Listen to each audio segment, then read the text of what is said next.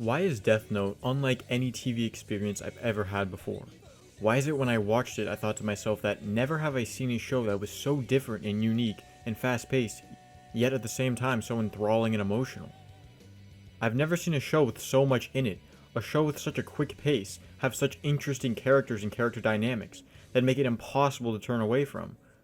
Now, Death Note is actually an anime based on a manga by the same name, but this was the first major adaptation that caught serious attention from both Japanese and American viewers. Since its release, the anime has gained a cult-like following, many holding it in regard as their favorite anime ever, with much justified praise.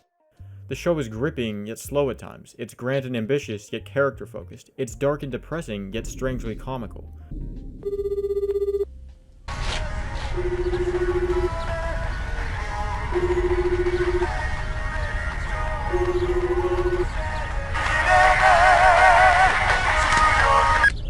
So how do they make a show that is so different, so unique, so extraordinary, and so amazing? Well, I think it all comes down to the characters, mainly of the relationships and dynamics of those characters. The cat and mouse game of L and Light's relationship in the series has been regarded and praised as one of the greatest detective criminal stories ever told, and I completely see why. But let's further explain and expand on that notion. And I'd like to keep this episode mainly spoiler-free so that if anyone watching this is on the fence, this video doesn't completely ruin it for them. So let's start with the main character behind it all, the anime hero/villain to top all anime heroes/villains, the god of the new world, the 17-year-old genius narcissist himself. Then goodbye, Naomi Misora. This show gives us one of the most complex and unlikable protagonists in recent memory when it comes to television.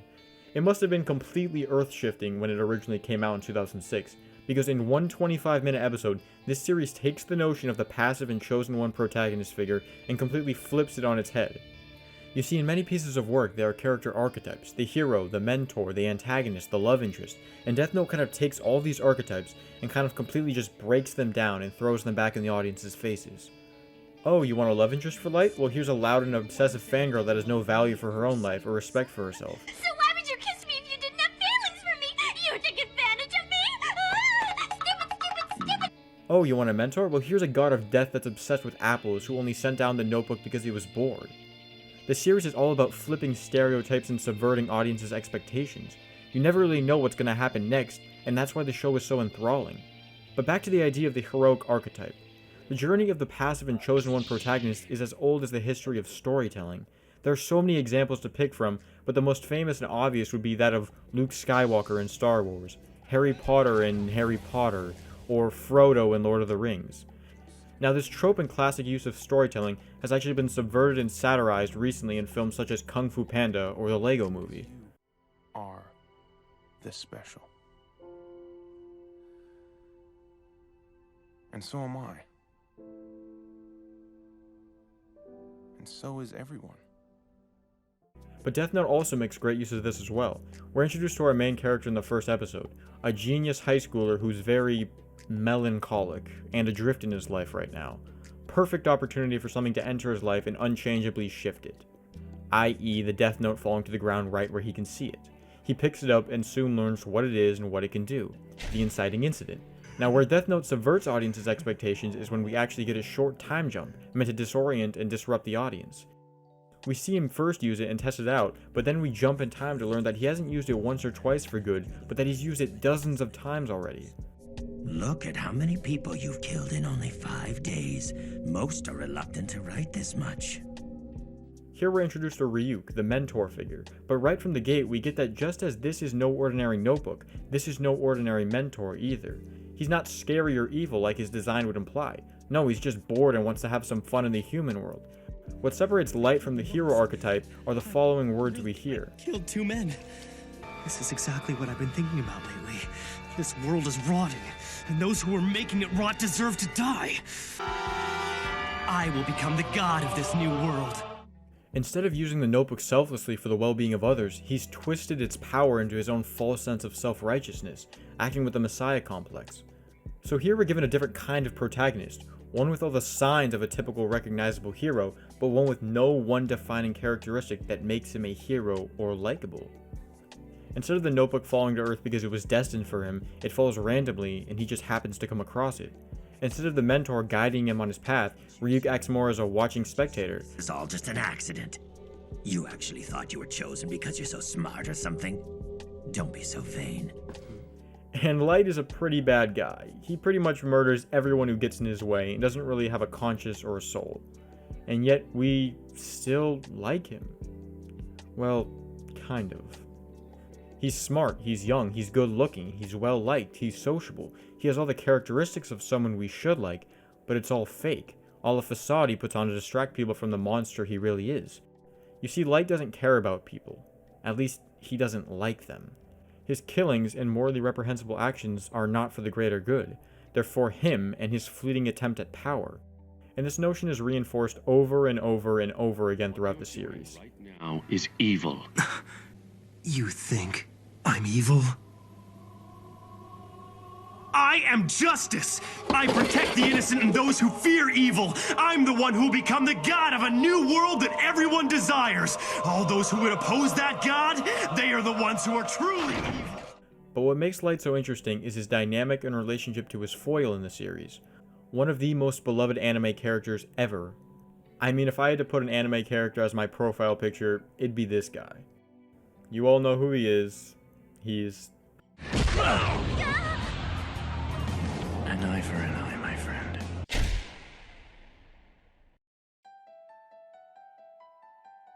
Without L, there would be no show, there'd be no plot, and there absolutely would be no story. Sure, there are other characters that challenge Light without L, but their groundwork was set by the countless hours of investigation and detective work that L did. You see, while Light is the technical protagonist we're all supposed to like, L is the exact opposite. He's pale, strange, odd, quirky, awkward. I mean, take a look and you'll get it. I am L. But above all else, he's good, and he's likable. We're 100% on his side in his quest to capture Kira. Just like Batman and the Joker or any other classic hero-villain relationship you can think of, L and Light perfectly fit into this spectrum. They are two sides of the same coin. Two young geniuses hell-bent on stopping the other. Except in the show's case, it flips the roles of the characters. In a normal story, Light would gain possession of the Death Note and begin using it selflessly for good, and there would be some power-hungry billionaire or whatever who would want to use it for himself, for evil, and for selfish reasons. And the show actually does take a look at that kind of story and actually satirizes it a little. But instead we get a story where we see the events of the story from both sides, and the main character is actually the villain, whereas the foil is the real hero and the real human being looking for justice. The way the story begins is through Light's perspective, a subtle trick on the audience, making them root for this vile and immoral character. But then in episode 6, we are fully introduced to L. This is him? He's nothing like I thought he'd be. As for those who don't know, L is considered the smartest and best detective in the world, but what makes him so special is that he acts entirely anonymously. So in this episode, just as the core group of police characters investigating the Kira case are the first to truly meet L, so are we as the audience. Now getting a different perspective and being fully introduced to the real hero of the story. And I don't want to spoil anything, but all I'll say is this show is all about subverting genre expectations and throwing the audience on its head. So the show's foundation, the show's core, that makes it what it is, that makes it so special, is the cat and mouse game the two main characters play with one another. One that is like no other before it. And I think no scene better portrays this relationship and compelling dynamic than the iconic tennis scene between the two main characters. You see, there are many ways the storytellers could have taken the showdown between these two characters. It could have been one of brute force and violence like the Netflix adaptation decided to do. I've actually never seen it, so I can't 100% comment on it. But they also could have done some kind of chess match or some other battle of wits that we see many times throughout the series.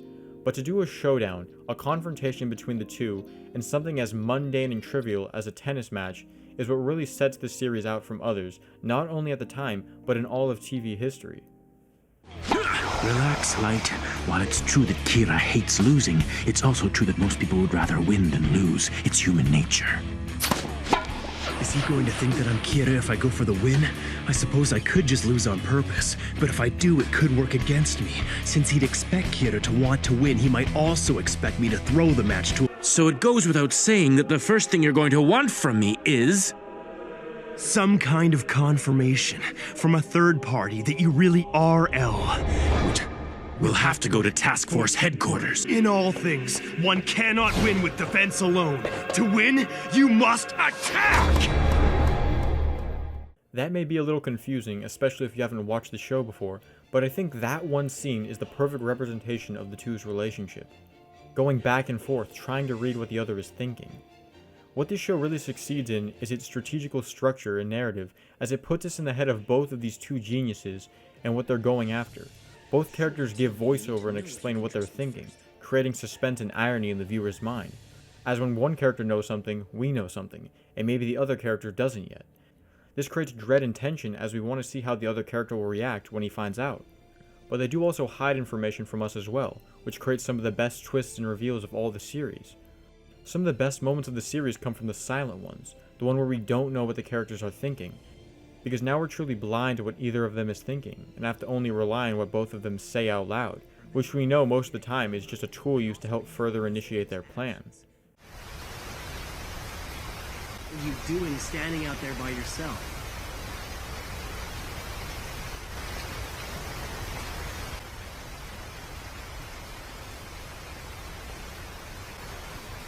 Tell me, Light, from the moment you were born, has there ever been a point where you've actually told the truth? That may be my favorite scene in the entire series alone. And you have no idea what's going on in this scene. You still don't exactly know by the end. And that's kind of the point. This series can give us all the voiceover and explanation it wants from its characters to add suspense, but eventually you just have to let us breathe and sit with the characters and experience life how they do, which is great. So in this video, I wasn't trying to explain why Death Note is the greatest show of all time, or why it has absolutely perfect characters, but more about what I got from it, and why I think it works so well. Because Death Note was the first anime I ever watched, and if you're on the fence about watching anime, I'd highly recommend watching Death Note first. Don't worry, it's nothing crazy, it's more of a detective or a crime story more than anything else. In fact, it actually goes out of its way to avoid cliché or generic uses of violence and action, only showing the effects of what Kira's doing, not having Kira become some kind of all-powerful, omnipotent being that can fight and destroy anyone. The way it uses and showcases violence so subtly is one of the reasons why I love it so much. I also love how it incorporates music and the soundtrack into the story, as each character is given their own theme.